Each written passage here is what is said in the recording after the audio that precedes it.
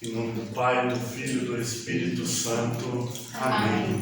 Vinde, Espírito Santo, enchei os corações dos vossos fiéis e acendei neles o fogo do vosso amor. Enviai o vosso Espírito, e tudo será criado, e renovareis a face da terra. Oremos. Ó Deus, que instruíste os corações dos vossos fiéis com a luz do Espírito Santo, fazei que apreciemos retamente todas as coisas, segundo o mesmo Espírito, e gozemos sempre da sua consolação. Por Cristo Senhor nosso. Amém. Vamos então pedir que o Espírito Santo ilumine o nosso coração, a nossa mente, para que a gente se abra para ouvir falar desse extraordinário homem chamado Francisco Forgione, o nosso querido São Padre Pio. Eu vou ler o que eu escrevi, né? Todos provavelmente já escutaram falar muito dele, e aí depois eu coloco algumas coisas que eu não escrevi, particularidades e histórias que cercam a vida de Padre Pio. Eu escrevo porque eu não consigo guardar de memória. Assim, eu vejo pessoas que têm capacidade de falar, né? De guardar na mente e falar. Eu não consigo, eu preciso escrever e ler. Então, Francisco nasceu dia 25 de maio de 87, em Pietrelcina, Itália. Aos 16 anos entrou no noviciado da Ordem dos Frades Menores, onde tomou o hábito dos franciscanos e tomou o nome de Frei Pio. Depois da ordenação sacerdotal, em 1910, no convento de Benevento, Padre Pio, como era chamado, ficou doente, tendo que voltar ao convívio com a família para tratar da sua enfermidade. E lá permaneceu até o ano de 1916. Quando voltou nesse ano, foi mandado para o convento de São Giovanni Rotondo, lugar onde viveu até a morte. No dia 20 de setembro de 1918, recebeu os estigmas nas mãos, pés e no costado, convertendo-se no primeiro sacerdote estigmatizado. Padre Pio passou toda a sua vida contribuindo para a redenção dos homens, cumprindo a missão de guiar espiritualmente os fiéis e celebrando a Eucaristia. Para ele, sua atividade mais importante, sem dúvida, a celebração da Santa Missa. Era solicitado no confessionário, na sacristia, em todos os lugares onde pudesse estar. Todos iam buscar seu conforto e o ombro amigo, que ele nunca lhes negava. Seu apoio e amizade a todos tratou com justiça e lealdade e respeito. Durante muito tempo experimentou os sofrimentos da alma, razão de sua enfermidade. Ao longo dos 50 anos, suportou com serenidade as dores de suas chagas. Padre Pio morreu no dia 23 de 9 de 1968, com 81 anos. É o dia em que celebramos a sua memória litúrgica, que foi quinta-feira. Padre Pio, que é nosso baluarte, ou seja, ele intercede diretamente a Deus por nós, comunidade eucarística, Mãe dos Pobres, lhe é consagrada, né? Então ele é um dos nossos santos baluartes. E a gente tem algumas coisas assim, umas particularidades de Padre Pio que são extraordinárias. Esse homem foi excepcional. Ele, até a ciência chama São Padre Pio de um homem extraordinário, porque estudando a vida dele, foi um homem que perdia 2,5 litros de sangue por dia. Isso é inconcebível. O que ele fazia no decorrer do seu dia não cabia no relógio, né? Eles foram estudando e colhendo o relato das pessoas que conviveram com ele.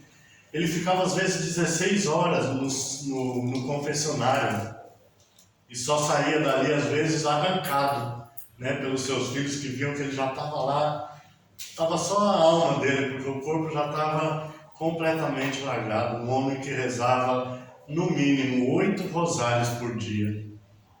Um homem que tinha uma amizade incrível com o seu anjo de guarda desde pequenino. Ele clamava o socorro do seu anjo de guarda. Ele aconselhava que todos tivessem amizade com o seu anjo de guarda. Aconselha ainda hoje, porque está vivo, diante de Deus, rogando por nós. Homem que tinha o talento, a graça recebida de Deus da bilocação, de estar em 2 lugares ao mesmo tempo. Ele tinha o dom de ler o coração das pessoas, no confessionário. Ele era muito usado com este dom no confessionário. Confessionário esse que tinha uma fila de 6 meses aproximadamente para que você conseguisse se confessar com o Padre Pio.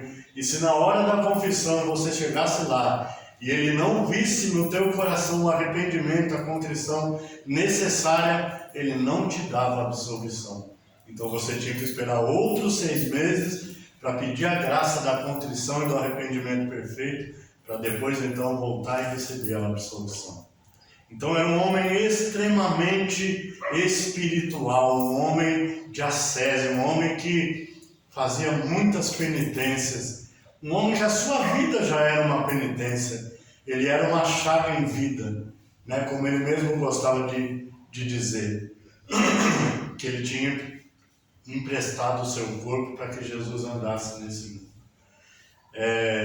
Um homem a quem Deus deu a graça de fazer muitos milagres espetaculares, como a gente estava comentando aqui ontem, daquela menininha cega, que não lembro o nome da bolinha do zóio aí. Retina. Não é a retina, era escura.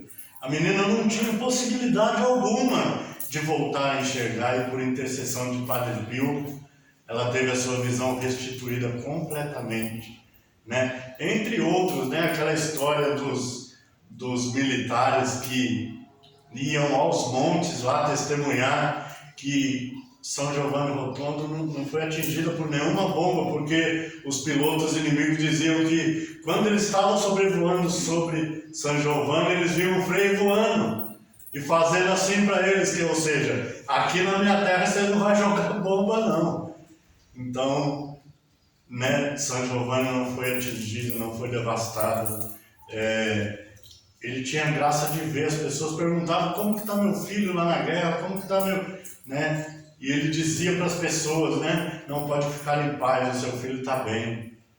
Um rapaz que desde cedo, desde pequenino, recebia visita de Nossa Senhora, de Jesus, Desde pequeno ele já recebia. Existe uma história que eu li que desde bebê ele já era atacado por Satanás, com quem travou imensas lutas toda a sua vida. São Padre Pio apanhava fisicamente do demônio, coisas extraordinárias que só aconteceu com alguns santos, Assim, o demônio se materializava muitas vezes em feras, cachorros e muitas outras coisas para o atacar, em pessoas, Ele sofreu horrores em suas lutas espirituais com o demônio. Como eu disse, que chegava a machucá-lo fisicamente. São Padre Pio tinha uma vida intensa, de graça, de oração, de intimidade com Deus, Ele não cortava essa intimidade, por isso ele estava sempre rezando. Aonde você via Padre Pio, ele estava com o terço na mão, Seus filhos espirituais narram no processo canônico, no processo para torná-lo santo, que era um homem de extrema intimidade com Nossa Senhora. Por isso, Deus lhe concedeu uma imensidão de milagres. Um homem que não tem como não se apaixonar. Eu agradeço a Deus a vida do Ney e da Adriana, porque foi através deles, no encontro de casais, eles me presentearam com um DVD, contando a vida de Padre Pio.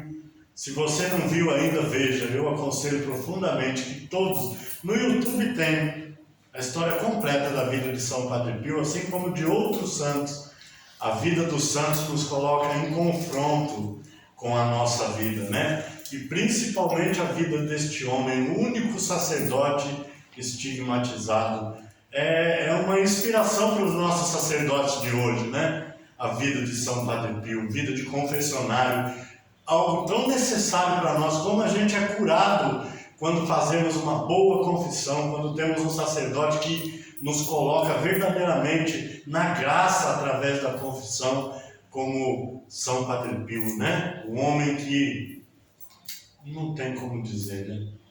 Existe uma história que diz que os anjos da guarda das pessoas por quem ele rezava faziam fila assim no confessionário para colocar as necessidades daqueles que eles tinham que olhar, ajudar a chegar no céu, né?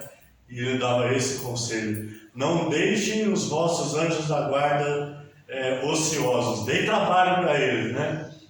Então ele nos aconselha que tudo nós peçamos ao nosso anjo da guarda. E eu lembro ainda uma história que o Ney contou uma vez sobre o anjo da guarda, que no momento do ofertório o nosso anjo da guarda fica ao nosso lado no ofertório da missa, esperando que a gente dê a ele, né, material para que ele possa ofertar lá no altar. E diz que quando ele vai com as nossas ofertas espirituais da nossa vida, nossos pecados que seja, né, o nosso agradecimento, a nossa família, aquilo que a gente vai colocando, o anjo vai ao altar com as nossas ofertas, coloca lá, e então é como se ele fosse revigorado na sua essência, e ele volta brilhando, né, na graça de Deus. Então não esqueçamos dos nossos anjos de guarda, principalmente no momento da missa, no momento do ofertório, quando nós colocamos o nosso coração no altar, para que tudo seja transformado com o pão e o vinho. E por final, a coisa mais importante deste santo homem de Deus, a Santa Missa. As missas de Padre Pio era algo à parte. Eu só tive a oportunidade de ver um homem fazer a missa da forma que eu creio que São Padre Pio fazia. Esse homem se chama Padre Roberto Letier, né? Um homem que, ao participar da missa dele, não tinha como você não ir para o céu, né? Ele te enfiava dentro do mistério pela unção que ele tinha, sem falar nada, sem induzir nada, pelos gestos e pela forma que ele celebrava, que eu creio que São Padre Pio também era assim, né? Uma pessoa que em toda a consagração chorava copiosamente ao erguer o corpo de Deus, porque ele teve as suas chagas no momento que ele via o Senhor crucificado e todo o pecado da humanidade caindo sobre ele. Ele teve a graça de ver e de sentir esse momento de Jesus na cruz. E por isso ele sofria tanto na hora da consagração. Ele chorava copiosamente os pecados da humanidade. E muitas vezes entrava em êxtase, ficava às vezes 40 minutos em êxtase no meio da celebração. E a pessoa que estava assistindo, segurando o lecionário ou o missal, tinha que ficar aguardando ele voltar do êxtase para encerrar a santa celebração. Então, as pessoas que puderam ter a graça, elas saíam da missa extasiadas, né? Porque a graça de Deus tomava todo o local, porque o céu descia naquele lugar, como desce em cada santa missa. É que a gente, infelizmente, vai tão despreparado para a missa, né? A gente vai tão despreparado para a missa que muitas vezes a gente não consegue penetrar no mistério. A gente fica em distrações, em conversinhas e blá blá blá. Na verdade, a igreja parece um mercado de peixe. Nem parece que a gente está lá para celebrar a morte e a ressurreição do Senhor, o santo sacrifício. Mas peçamos ao Senhor que mude essa situação, que nos dê consciência do que nós fazemos na Santa Missa verdadeiramente, que nós estamos lá no Calvário. O Senhor vai ser levantado novamente na cruz, vai se fazer novamente, presente o sacrifício uma vez feito no Monte Calvário. Feito uma vez por todas, mas que se faz em memória. E memória significa tornar presente outra vez né? Em cada santa celebração da Eucaristia, Satanás é derrotado outra vez e o céu vem a nós e nos dá a vitória. Então que as nossas missas sejam um momento único de podermos estar aos pés da cruz do Senhor, ao mesmo momento em que recebemos o seu corpo e o seu sangue ofertado na cruz para nos salvar. Para encerrar, São Padre Pio, ele tem o poder ainda de operar grandes milagres. Por isso, toda vez que você envia para nós um pedido, e isso eu vou falar aqui, que se faça cada vez mais verdade.